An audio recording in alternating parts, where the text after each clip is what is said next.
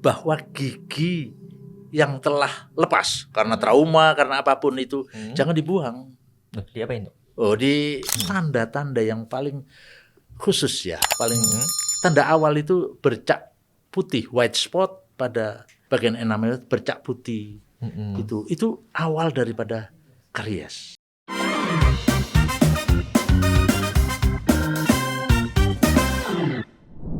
Oke, halo teman-teman FDCR. Selamat pagi, siang, sore, dan malam kapanpun teman-teman FDC nonton video podcast kali ini. Jadi di video podcast kali ini kita kedatangan satu sosok yang spesial banget nih, yaitu Profesor Dr. Sugeng Waluyo, DRG, SPKGA, KM, kesepanjang banget ya. Tapi keren banget nih Prof. Sugeng ini gitu. Jadi bisa ucapkan selamat datang dulu ke Prof. Sugeng. Gimana Prof kabarnya hari ini? Alhamdulillah baik-baik sekali. Saya malah hari ini berbahagia sekali. Oke, kenapa tuh Prof? Ketemu mbak-mbak dan mas-mas yang di sini lah. Ini enggak perlu makan lah, nanti sore bisa makan. Oke lah. Tapi yang penting saya alhamdulillah sehat sampai di sini. Oke, alhamdulillah. Oke. Iya. Jadi mungkin bisa aku kenalin dulu ya Prof tentang Prof Sugeng gitu. Jadi Prof Sugeng ini adalah spesialis kedokteran gigi anak dan beliau juga seorang guru besar kedokteran gigi anak di Universitas Airlangga ya Dok ya. Betul. Oke, gitu. Nah, jadi selama menjadi dokter, kita akan lebih bercerita sih, Iya. Prof, tentang dari awal nih kenapa akhirnya Profesor mau masuk ke kedokteran gigi, terus mengapa mengambil spesialis SPKGA gitu Iya. sih. Mungkin bisa diceritakan dulu, Prof, kenapa akhirnya tuh dulu ambilnya kedokteran gigi, gitu, Prof. Oke. Selamat pagi, selamat siang, selamat sore, selamat malam, atau selamat subuh ya kalau mungkin ya. Ya ini ya selamat semuanya. Salam sehat dan bahagia sekali untuk FDCR. Yes. Pada kesempatan siang ini saya didapuk di sini ya. Jadi ingin menceritakan pengalaman saya sampai saya masuk ke bidang kedokteran gigi anak ini. Ya memang dari dulu kepingin jadi dokter, enggak tahu jadi dokter apa ya, dokter apa. Tapi tujuan saya dokter gigi. Oh, kenapa dulu? Karena saya fenomena-fenomena yang ada di masyarakat, teman-teman saya waktu kecil itu demikian rupa. Kalau sudah menghadapi seorang dokter gigi, takutnya dan beban psikologisnya dan lain sebagainya itu yang membuat saya, masa sih begitu? Ternyata sampai sekarang itu membuat teman-teman saya itu jadi begitu. Jadi ada hobi lah ke dokter gigi. Tapi sebetulnya itu hanya semacam ya apa ya kalau istilahnya semacam gambaran-gambaran yang seharusnya tidak. Iya, cuma bayangan di kepala gitu. Bayangan di kepala. Sehingga saya kedokteran gigi waktu itu ada ya di UNER saya keterima di teknik juga di ITS, tapi saya di teknik sipil, tapi saya tidak masuk di situ, tapi saya masuk di kedokteran gigi. Akhirnya setelah lulus, sebelum lulus juga menghadapi fenomena anak-anak yang penakut dan lain sebagainya, sehingga saya berkeinginan masuk ke kedokteran gigi anak. Jadi untuk pelajari jadi psikologi anak, tumbuh kembang anak, termasuk lingkungan-lingkungan yang ada atau hal-hal yang berkaitan dengan anak dan orang tua. Sebetulnya anak ini sebagian adalah ini semacam apa ya? Apa tuh, Dok? Kayak kebun gitu loh ya. Kebun. Istilahnya analoginya kebun. Jadi orang tuanya itu adalah tukang kebunnya, yang nanam tukang kebunnya. Jadi segala sesuatunya tergantung orang tuanya itu.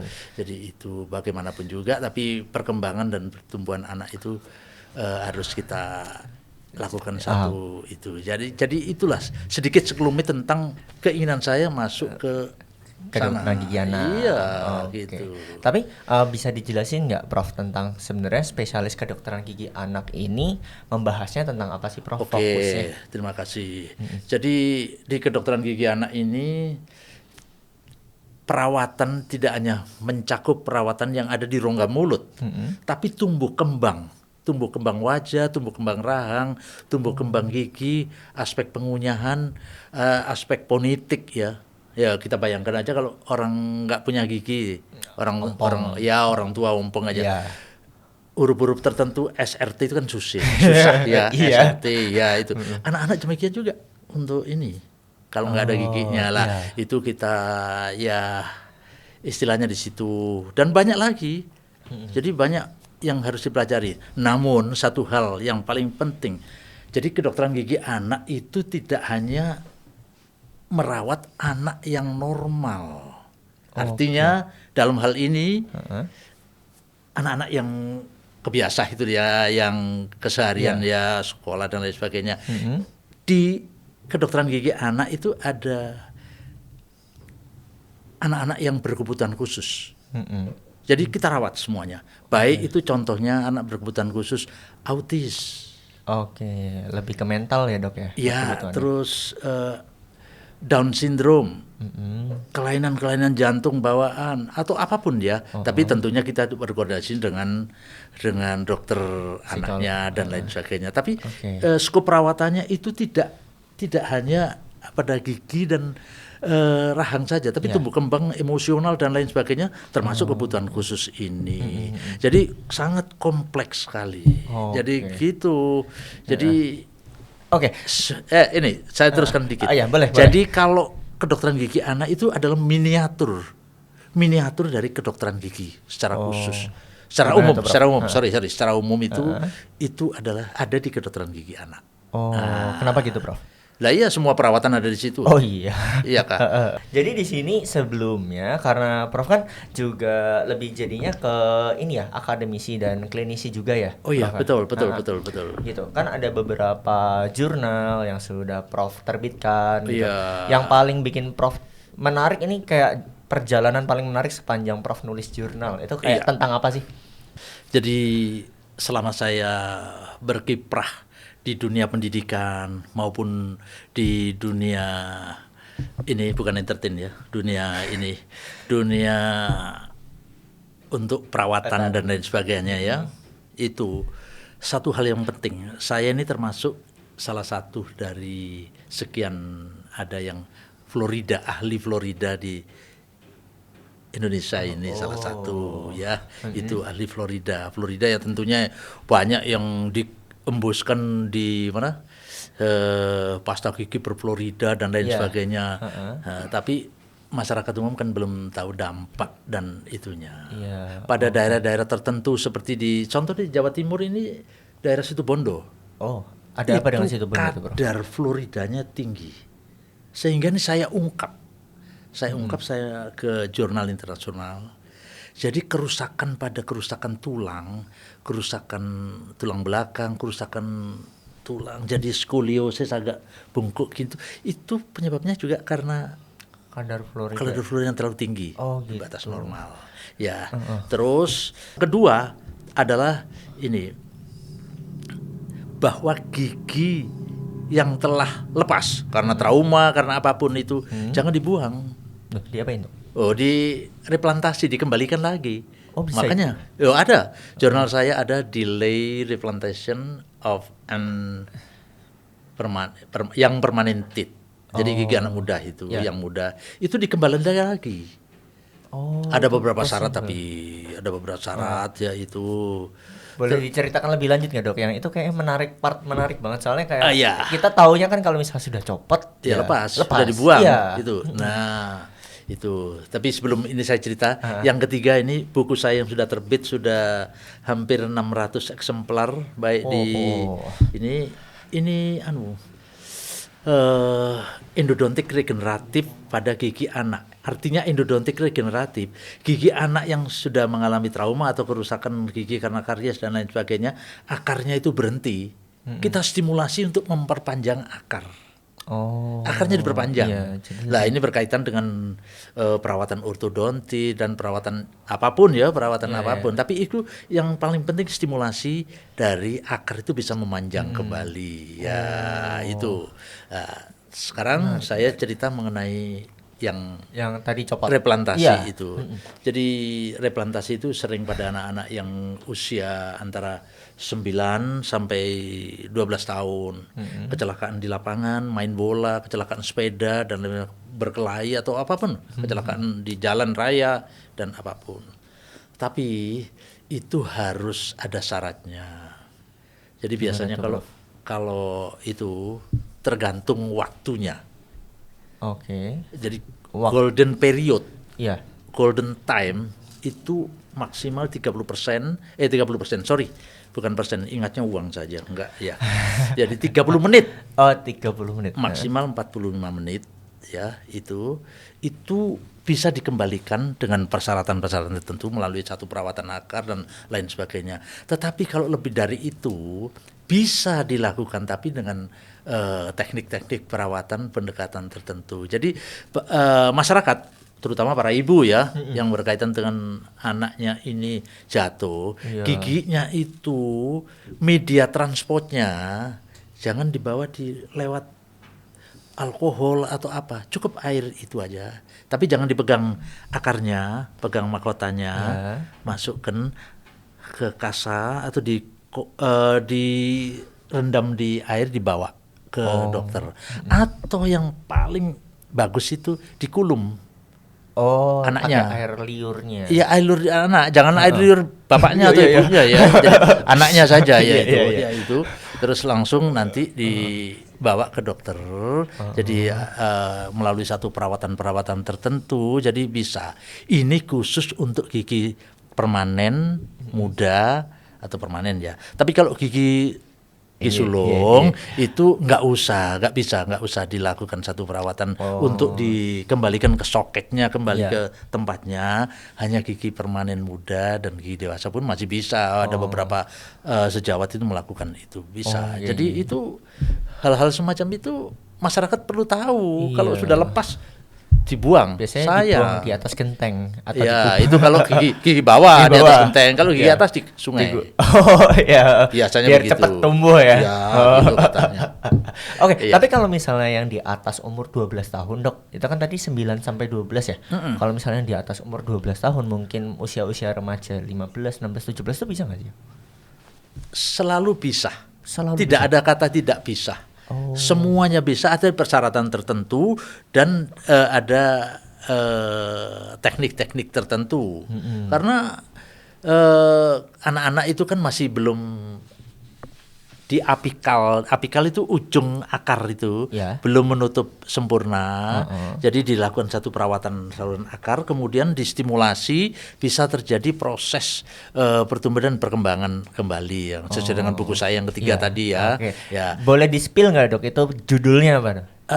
Endodontik regeneratif pada anak. Ini Bisa lupa didapat saya di mana, bawa. Bro? Bisa langsung ke saya, ke saya. Kalau perlu ke FDC, saya bisa beli di FDC loh. Bisa. Enak kan, memudahkan. Memudahkan, ya. Itu. Tapi ini konsumennya lebih banyak orang-orang anak-anak yang mahasiswa, dokter-dokter sejawat itu dari beberapa institusi tertentu. Jadi seperti Unha, seperti UGM, Unpad, UI maupun UNER sendiri, atau praktisi-praktisi yang bekerja di secara pribadi itu bisa banyak itu. Teknisnya itu saya baru pertama kali untuk mengungkapkan itu. Oke. Mantep banget, Prof, gitu. Jadi bukunya bisa bisa diakses, bisa langsung kontak ke Prof aja ya? Oh, bisa langsung. Bisa langsung gitu. Oke. Iya. Mungkin kita agak lompat dulu, Prof, ke kedokteran gigi anak tadi ya. Iya. Gitu. Tentang kedokteran gigi anak kan tadi membicarakan lebih ke pertumbuhan dan perkembangan anak ya, Prof, secara keseluruhan, terutama di bidang gigi ya. Iya. Oke. Gigi dan rahang.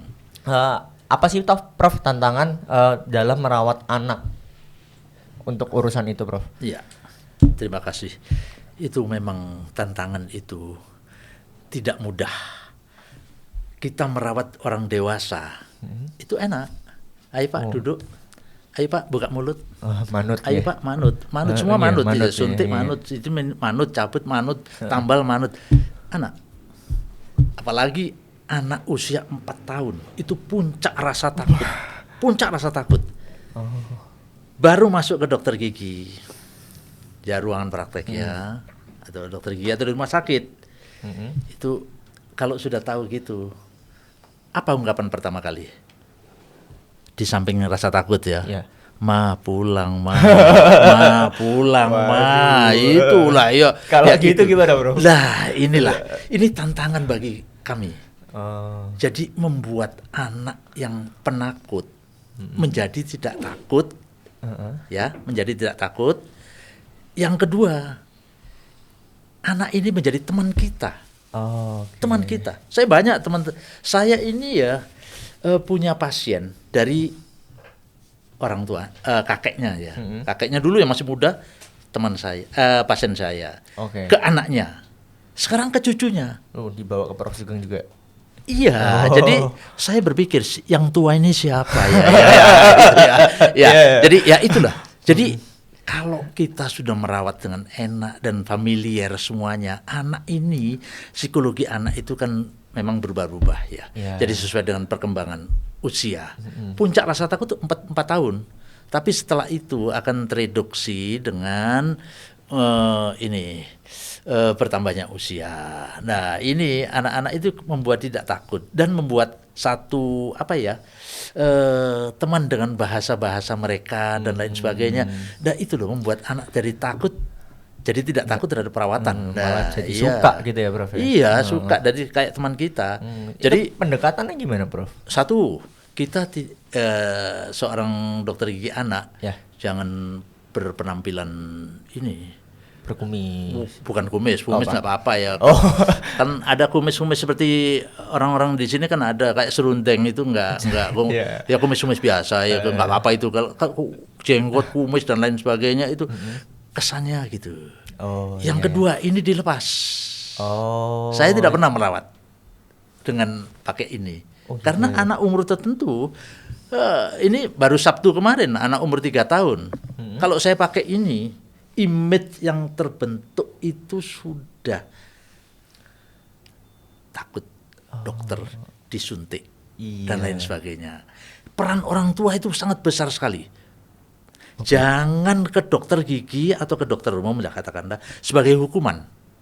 Oh iya. Awas, contohnya paling ringan ya. Iya. Awas kalau nggak mau maem, tak bawa ke dokter biar disuntik. Tuh, ya itu Ini sering banget tergambar secara psikologis. Iya. Iya. Saya dulu itu. kecil juga gitu. Ya digituin. Iya, digituin juga sih, Bro. Mamanya bawa sini aja tak sebenarnya. Ya, peran orang tua. Peran orang tua itu sangat besar kali. Jadi orang tua itu paling dekat dengan ibu. Jadi itulah yang paling di itu. Jadi membuat suasana nyaman dan enak, termasuk pendekatan terhadap anak. Jadi membuat anak takut jadi tidak takut dan menjadi teman. Itu tantangannya memang banyak. Prosesnya lama ya, Prof itu. Ya tidak lama sih, tergantung orang tuanya juga cara mendidik, kondisi di rumah, posisi anak pertama atau anak tunggal itu jadi berpengaruh ya, Prof? Berpengaruh. Jadi anak tunggal paling disayang. Nah, yang paling susah lagi kalau orang tuanya itu ikut campur di dalam situ. Oh, gimana tuh, Prof? Lah, kalau anak dirawat sudah duduk ya. Ibunya, "Dok, nanti tidak sakit. Dok, nanti diapakan? Ini nanti berdarah atau enggak?" Si anak ini sebetulnya enggak kepikir ke arah sana, menjadi takut. Iya, karena ya ibunya. Ada pertanyaan tadi ya, Bro. Ya, makanya kalau itu tindakan pertama itu jangan melakukan satu tindakan yang menyakiti anak. Jadi kontrol, terus pengulasan bahan-bahan untuk preventif dan lain sebagainya pulang. Jadi atau konsultasi aja pulang gitu. Ya, tapi ya sebagai profesional ya tetap kita harus menjaga itu semuanya. Nah, itu. Oke, oh emang ini ya, Dok. Ada cerita lucu nggak, Prof? Selama menangani pasien yang anak-anak ini, Prof? Oh, banyak sekali. Yang paling lucu atau paling unik deh, Bro. Paling unik itu ya. Itu. Ya, kita kalau merawat seseorang anak, itu diberi hadiah. Hadiah dari saya maksudnya. Seperti ada di klinik-klinik ya, seperti di FDC itu diberikan hadiah sarung tangan yang dibuat mainan itu pun sudah senang. Lah, itu pun sudah senang. Lah, kalau itu harus seorang dokter gigi anak itu harus memberi sesuatu hadiah agar dia mau dirawat. Nah, jadi yang paling lucu ya itu dia enggak dirawat tapi bapaknya atau ibunya yang dirawat atau apa, dia ikut. Tapi di situ minta apa? Minta mainan. Minta mainannya. Mainan atau apapun yang kita berikan, boneka atau apapun ya itu. Itu kadang-kadang lucu. Kadang-kadang ini alatnya dibawa pulang. Kaca mulut ini ya. Dibawa pulang. Ya tapi gimana lagi ya namanya. Om dokter, saya bawa pulang ya. Iya. Tapi saya hitung dengan perawatan dari harga kaca mulut berapa ini. Masuk bill ya, Prof ya. Masuk bill itu lah ya. Ya itu enggak ya gitu-gitu semacam itu ya yang itu. Jadi banyak. Ada yang lebih lucu lagi. Paling enggak enak itu ya kalau anak memang jadi penakut. Duduk belum dirawat, kencing. Loh, di kursi dental. Sakit takutnya di dental. Dental itu kan ada bagian yang turun gini, ada lubangnya. Jadi kaki saya itu hangat. Ya. Kaki saya ini hangat. Nggak tahunya, yuk kencing. Ya gitu. Ya. Jadi susternya yang bersihin ya gitu. Tapi ya ditambahkan lagi lah. Enggak ini hanya sekedar aja lah ya. Enggak lah ya. Ya banyak cerita-cerita lucu. Tapi kalau sudah anak itu menjadi enak, itu tuntas rasanya plong gitu, lega. Jadi itu habit, saya kepingin ngerawat terus anak-anak kecil-kecil itu. Jadi seneng ya Prof ya? Seneng sekali itu, jadi itulah. Jadi banyak yang pengalaman-pengalaman itu. Tapi ya. Prof, anak-anak itu harusnya direkomendasikannya ke dokter gigi itu mulai umur berapa sih Prof? Oke. Ini masyarakat yang perlu harus waspada dan tahulah begini nih ya. Jangan menunggu sakit, jangan menunggu ada kelainan. Sebaiknya gigi pertama kali, gigi yang bawah, rang bawah itu tumbuh, kira-kira umur ya 5 bulan, 6 bulan, baru ya gigi ya. permanen. Ya belum gigi permanen, gigi sulung. Gigi sulung yang pertama. Ya itu diajak ke dokter gigi. Tujuannya satu, untuk mengenalkan lingkungan dokter gigi, ya lingkungan dokter gigi itu bagaimana dokter gigi anak. Jadi terus bagaimana nanti mengedukasi orang tuanya, bagaimana perkembangan gigi selanjutnya, dan kontrol berapa bulan sekali untuk melihat ada kelainan atau tidak. Itu penting. Tapi yang paling penting ya usia sejak sedini mungkin, karena dokter gigi anak itu menurut WHO dan kolegium kami itu adalah 1 bulan sampai 18 tahun. Itu masuk range anak. Iya, range anak. Ya. Jadi anak SMA tuh masuknya range anak juga? Masuk range, itu masuk range itu seharusnya. Tapi ya itu menurut WHO dan kolegium. Tapi bagaimanapun juga itulah. Jadi sebaiknya jangan menunggu ada kelainan, kelainan. Jadi sejak sedini mungkin ya Prof? Sedini mungkin, ya itu. Berarti memang kalau misalnya gigi susu tuh Prof, itu apakah penting untuk dirawat Prof? Apakah soalnya kan kalau orang tua saya dulu Prof, gigi susu ya sudah dibiarkan saja. Ketika sudah tumbuh gigi permanen itu Prof, itu baru dibawa tuh ke dokter gigi. Iya, itu fenomena-fenomena yang ada sekarang itu mungkin dari dulu sampai sekarang masih belum bergeser fenomena itu. Jadi tapi itu gak enak ya saya mendengar gigi susu. Gigi sulung. Ya itu lebih enak lah. Ya, lebih enak atau gigi sulung. Nanti konotasi saya agak macam-macam gigi sulung. Ya, itu. Karena itu adalah pondasi daripada gigi selanjutnya. Ya, dan gigi sulung itu adalah merupakan cikal bakal pertumbuhan dan perkembangan rahang dan oklusi atau untuk harmonisasi di dalam rongga mulut. Itu sangat penting sekali. Karena apa? Satu, fonetik. Kalau kita nggak ada giginya, bicara kan anak-anak cedal dan lain sebagainya. Ya cedal apa cadel ya? Kalau di kulo cadel.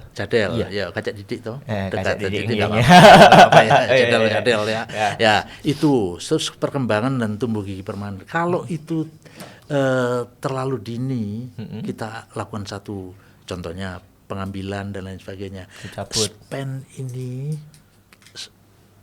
space untuk gigi permanennya Iya. akan menutup. Oh. Gigi permanennya nanti berjejal, nggak karuan. Oh iya iya. Nah itu perawatannya lebih lanjut nanti, wah gedenya lebih lebih repot ya, kompleks lagi, lebih repot. Nah itu yang paling penting.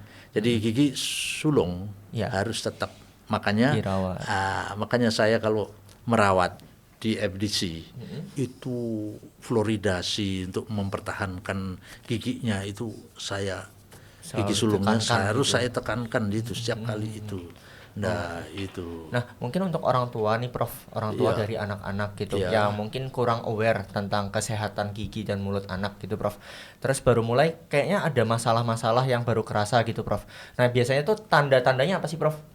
Masalah-masalah apa yang sering muncul, terus tanda-tandanya gimana gitu? Iya itu. Tapi sekarang ya dengan perkembangan teknologi, banyak ibu-ibu itu sudah melek tentang kesehatan, terutama kesehatan gigi melalui Instagram, melalui apalah ya, media-media yang ada itu sekarang sudah ada banyak.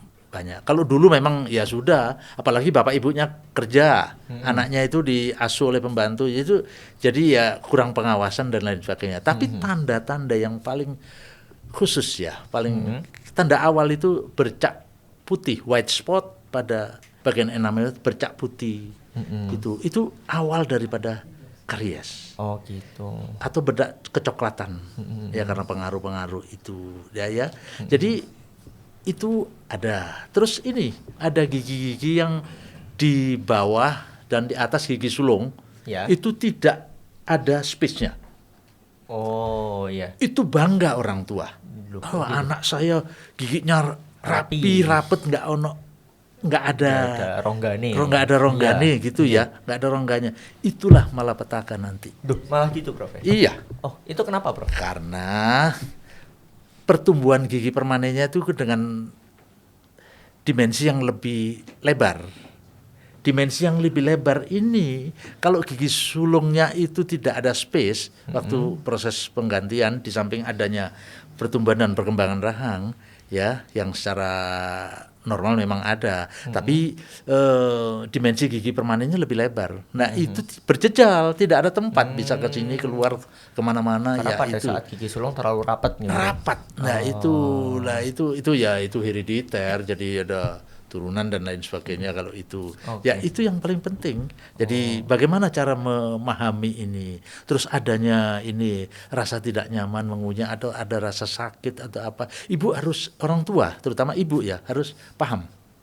Paham, oh itu mesti ada kelainan di sini. Jadi harus paham dan aware sama tanda-tanda di anak. Tanda-tanda di itu yang mengunyah tidak enak, rasa sakit dan kadang anak-anak tidak kalau anak-anak yang penakut, betul penakut, tidak bilang ke orang tuanya. Oh gitu. Tapi tidak mau tidur tidak nyaman. Ya tanda-tandanya itu. berubah. Iya, ya ini kan orang tua harus paham, terutama iya. ibu. Ini perlu dibawa ke dokter gigi anak itu bagaimana untuk mengantisipasi kondisi anak ini. Nah, itu. Nah, bedanya gigi sulung sama gigi permanen itu apa sih, Prof? Oh, banyak sih, dari aspek warnanya, dari ketebalan enamelnya, enamel bagian lapisan terluar itu, terus jumlahnya. Kalau gigi sulung kan 20, kalau gigi dewasa kan permanen 32. Oh, 32 itu rata-rata 32, bedanya banyak. Nah, tuh dengan adanya tumbuh kembang rahang ini dan ini bisa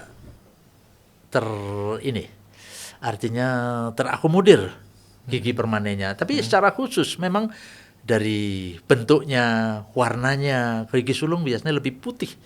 Lebih putih dan bagian enamelnya tipis sekali. Jadi mudah terserang karies atau yang bercak white spot tadi. Iya, white spot awal dari karies, kemudian itu kalau segera nggak di tangani ya sudah meluas. Sekarang ada teknologi baru, jadi diulaskan aja sudah bisa terjadi healing proses penyembuhannya. Oke. Terus apa Prof yang harus diajarkan orang tua untuk ke anak biar kesehatan giginya itu terjaga? Oke. Ini fenomena yang paling tergantung di keluarga itu ya. Sosok orang tua terutama ibu adalah contoh konkret. Anak akan mengikuti apa Ibunya. kebiasaan. Baik dari kebiasaan baiknya, baik kebiasaan dari pola makannya, penyajian makannya maupun apapun. Jadi sehingga kalau orang tuanya, ayo, contohnya ringan ya, sikat gigi. Kalau perlu orang tuanya ngajari sikat gigi bersama, enak ya bareng itulah, gitu iya, Prof, ya. ya. Tapi kalau enggak gitu ya nanti aja mah, nanti ini mah, Iya. orang tuanya enggak aware, nah itu harus jadi panutan itu. Nah, yang kedua memberi contoh yang baik, ya, memberi contoh yang baik ke dokter gigi, kontrol Ngajak dan lain, ke dokter gigi, ngajar ke dokter konsultasi. gigi, penyediaan penyajian ya ini tergantung status sosial ekonomi dari keluarga masing-masing ya. Tapi ya itulah minimal itu mengurangi bahan-bahan atau makanan-makanan yang kariogenik yang menyebabkan karies. Lah itu kemudian boleh sih anak namanya makan coklat. Ada yang, enggak boleh makan coklat. Ada kan gitu. Ada. Enggak boleh makan coklat, nanti gigi bolong. Sebetulnya enggak ada larangan, tapi bisa dimakan di antara 2 waktu sikat gigi. Oke. Iya. Yang penting pagi dan malam harus sikat gigi gitu. Iya, ya, itu Prof? mau tidur. Kenapa kok mau tidur harus sikatan? Karena ini kan rest ya. Ya. Ya. Pernah ngiler? Kalau tidur. Kayak iya pernah beberapa kali sih, Prof. Berapa kali ya? Bantalnya jadi pulau-pulau gitu Iya. ya.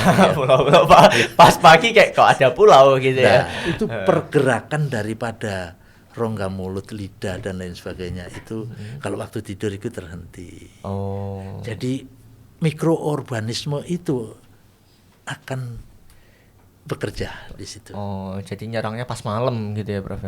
Kebanyakan begitu, makanya harus ya gak peduli orang anak-anak maupun orang tua itu malam hari itu memberi contoh yang baik pada anak-anaknya itu agar anaknya itu lebih aware, dimulai dari orang tuanya. Iya. Nah, makanan-makanan apa, Prof, yang tadi dibilang karies? Itu Pak. Pembuat Kalau saya mengidentifikasi si makanan A, B, C, D kan tidak boleh. Iya. Tapi yang paling penting itu adalah karbohidrat. Karbohidrat terutama dalam yang terkait dengan tinggi sukrosa. Oke. Sukrosa ya itu bukan dihindari ya, dibolehkan tapi jadwal makannya diminimalis dan jadwal makannya bisa diatur sedemikian rupa di antara dua sikat gigi ini gitu. Oke.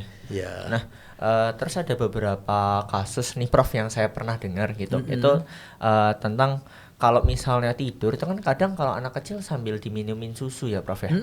Dot gitu Ya. gitu. Nah, itu kan itu apakah berpengaruh, Prof, sama pertumbuhan gigi anak? Itu paling sering. Paling besar pengaruhnya pada anak-anak yang konsumsi bottle feeding ya. Iya. Susu botol itu. Lah susu botol itu karena apa? Bukan botolnya yang menyebabkan itu. Tapi susu yang melekat di gigi baik yang di bagian dalam yang menghadap ke lidah atau menghadap ke palatum, langit-langit. Oh ya. Maupun yang di luar.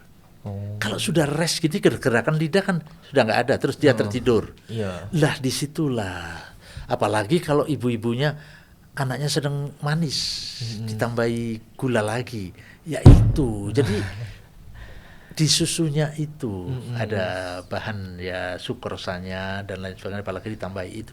Itulah yang menyebabkan ya. Tapi sebaiknya itu dihentikan, diganti dengan konsumsi biasa, tapi pelan-pelan itu. Susah memang itu ya.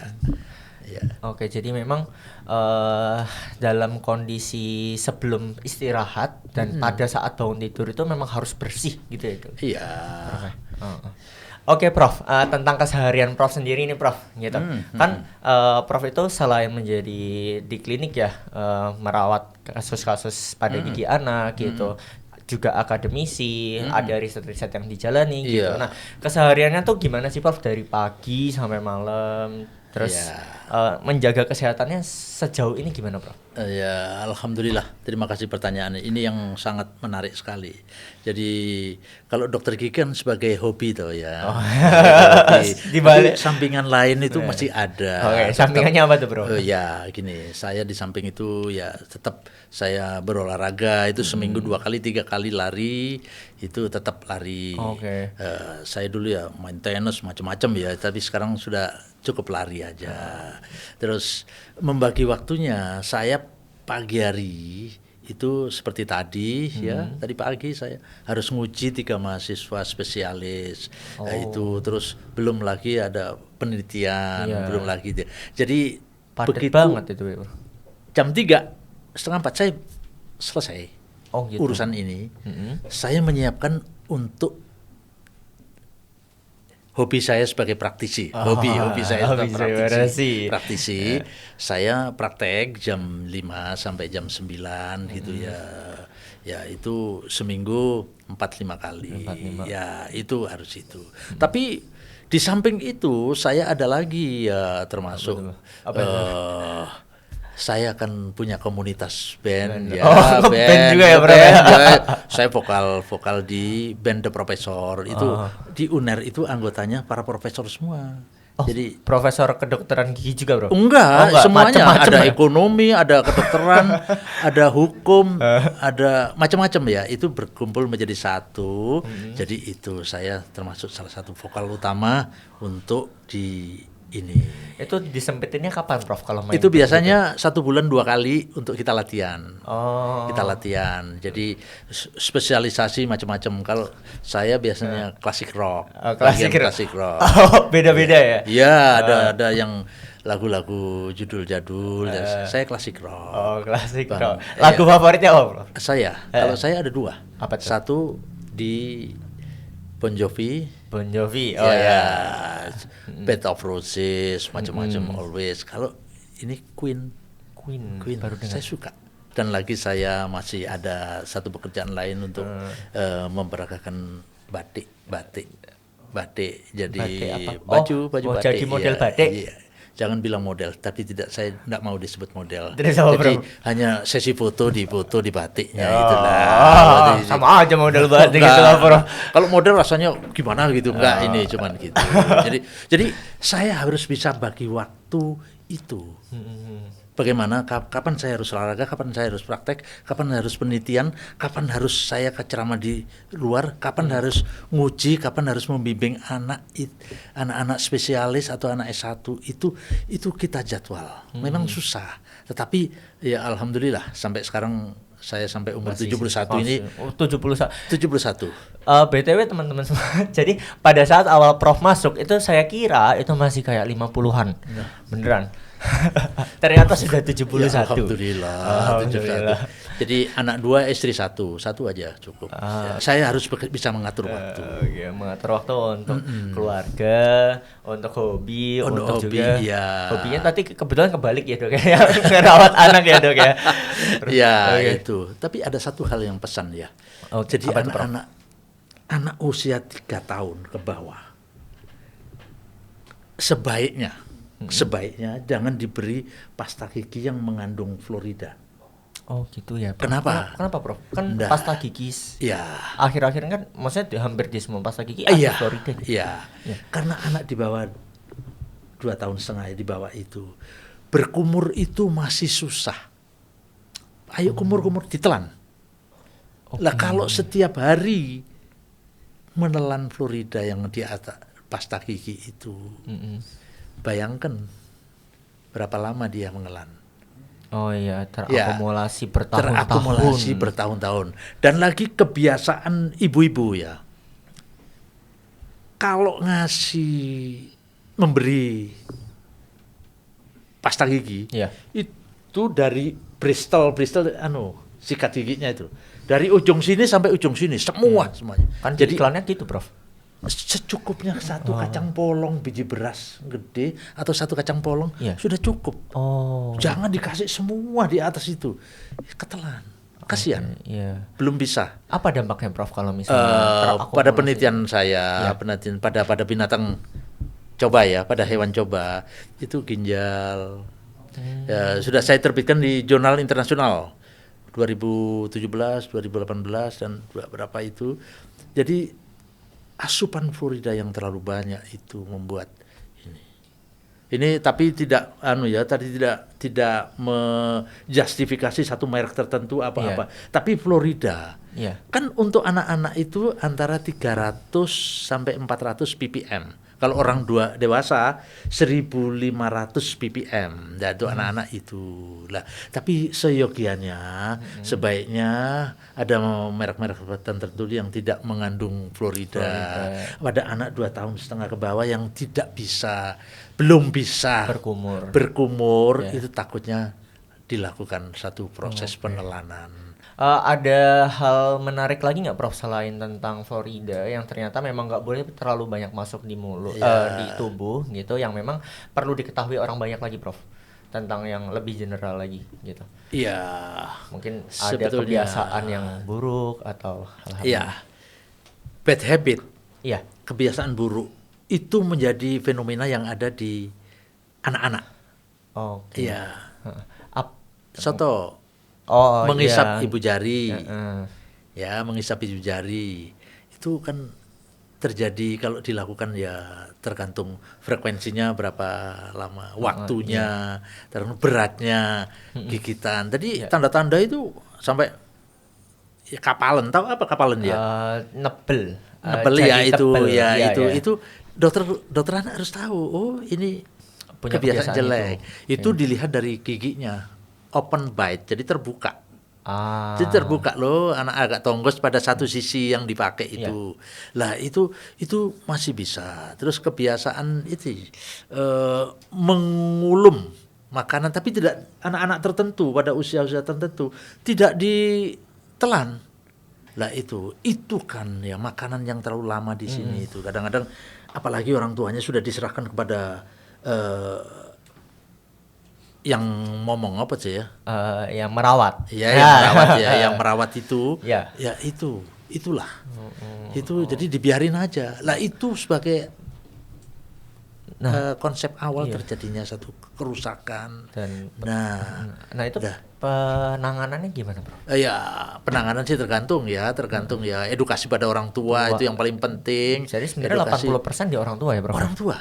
Jadi saya analogikan bahwa anak ini rongga mulut anak ini sebagai kebun, ya tukang kebunnya itu tadi adalah orang tuanya, ibu terutama itu, sehingga tukang kebun itu harus pandai-pandai ya menanamkan di kebunnya itu tanamannya, merawatnya dan lain sebagainya. Itulah analogi sederhana tetapi bermanfaat bagi orang tua gitu ya.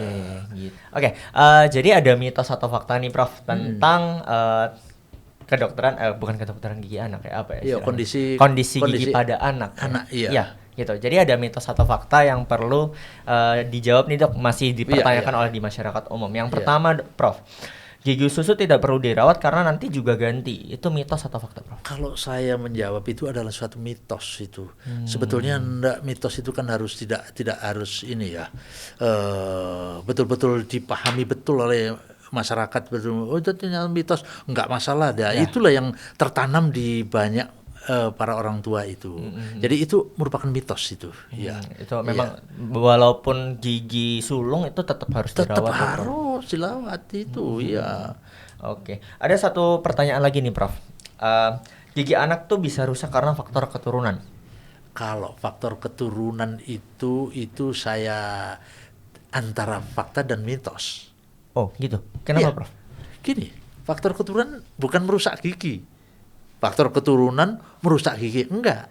Hanya keterbiasaan penyediaan sarana prasarana, termasuk makannya, termasuk jenis makanan, termasuk apanya yang dihidangkan kondisi sehari-hari itu yang diasup oleh keluarga itu, lah itu. Tapi kalau keturunan belum tentu. Jadi lebih tergantung ke perawatannya dong. Jadi sebenarnya keturunan itu lebih dari kebiasaan.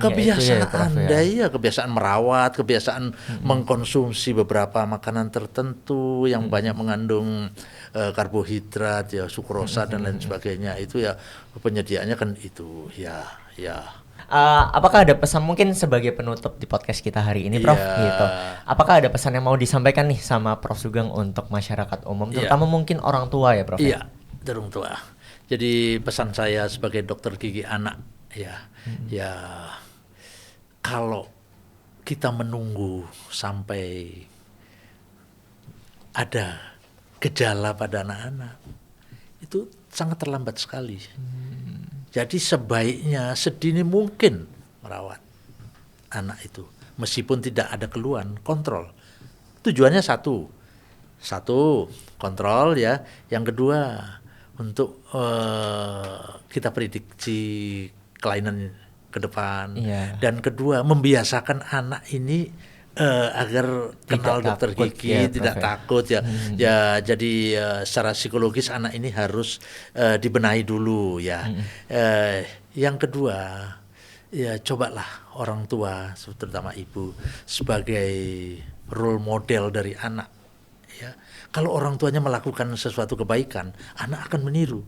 Tapi kalau orang tuanya tidak memberikan ajaran yang baik, ya gimana lagi anaknya jadi. Yang ketiga, jangan mengungkapkan ke dokter gigi atau ke dokter umum atau ke dokter apapun ya itu sebagai hukuman. Itu kalau begitu itu akan tertanam pada anak itu sampai dewasa. Ini orang tua harus bisa membedakan mana sogokan, mana hadiah. Kalau ke dokter gigi, kalau mau ke dokter gigi tak kasih ini. Ini apa namanya? Sogokan dulu. Kalau belum dilakukan perawatan kan sogokan. Tapi kalau kamu pinter sudah ke dokter gigi, di samping dari dokter giginya sudah dapat hadiah, dikasih hadiah lagi, ini loh hadiahmu. Aneh. Jadi makin semangat lagi Prof ya untuk ke depannya merawat gigi ya. Dan ini para orang tua lebih banyak ke ini membuka wawasan diri. Untuk kesehatan gigi anak. Sekarang kan sudah tersebar ya, artinya media-media yang tentang media sosial nih, Bro. Iya, media-media tentang perawatan gigi, tentang apa. Tetap ibu atau orang tua tidak dapat melakukan sendiri meskipun itu sederhana. Sebaiknya ke dokter gigi, terutama dokter gigi anak-anaknya agar bisa dilakukan di sana perawatan apa yang indikasi untuk anak ini. Jadi sekali lagi jangan membawa anak itu menunggu gejala. Bawalah sedini mungkin untuk itu dia membiasakan gitulah ya. Gitu. Sebelumnya mau ngucapin makasih banyak Prof sudah hadir di podcast kali ini dengan wawasan tentang kedokteran gigi anak, orang tua dan penelitian-penelitian terkait tadi yang ternyata banyak banget yang baru kita tahu nih Prof yang sebenarnya kita alami dan rasakan dan lakukan setiap hari gitu. Oke, terima kasih banyak Prof Sugeng. Sama-sama. Dan terima kasih untuk teman-teman semua. Sampai jumpa di podcast berikutnya.